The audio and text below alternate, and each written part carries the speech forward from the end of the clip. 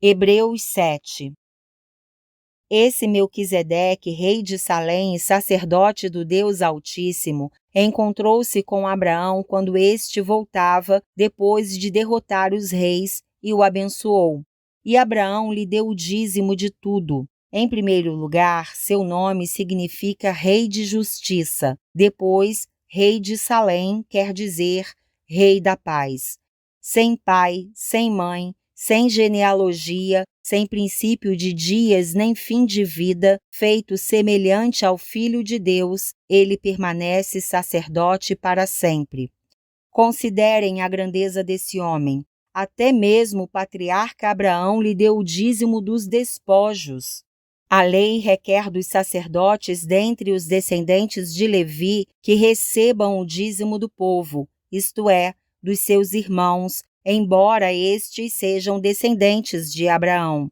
Este homem, porém, que não pertencia à linhagem de Levi, recebeu os dízimos de Abraão e abençoou aquele que tinha as promessas.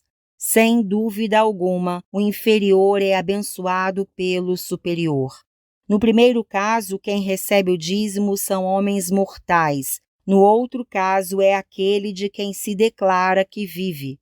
Pode-se até dizer que Levi, que recebe os dízimos, entregou-os por meio de Abraão, pois quando Melquisedeque se encontrou com Abraão, Levi ainda não havia sido gerado.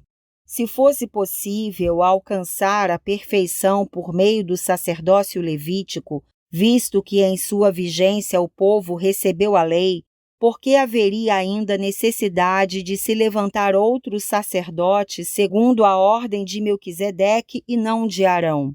Certo é que, quando há mudança de sacerdócio, é necessário que haja mudança de lei.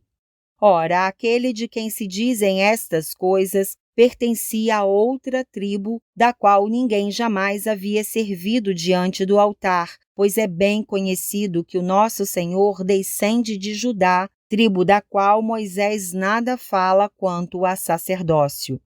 O que acabamos de dizer fica ainda mais claro quando aparece outro sacerdote semelhante a Melquisedeque, alguém que se tornou sacerdote não por regras relativas à linhagem, mas segundo o poder de uma vida indestrutível.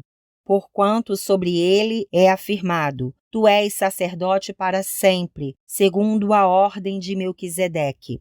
A ordenança anterior é revogada porque era fraca e inútil, pois a lei não havia aperfeiçoado coisa alguma, sendo introduzida uma esperança superior pela qual nos aproximamos de Deus. E isso não aconteceu sem juramento. Outros se tornaram sacerdotes sem qualquer juramento, mas ele se tornou sacerdote com juramento, quando Deus lhe disse: O Senhor jurou e não se arrependerá. Tu és sacerdote para sempre. Jesus tornou-se, por isso mesmo, a garantia de uma aliança superior.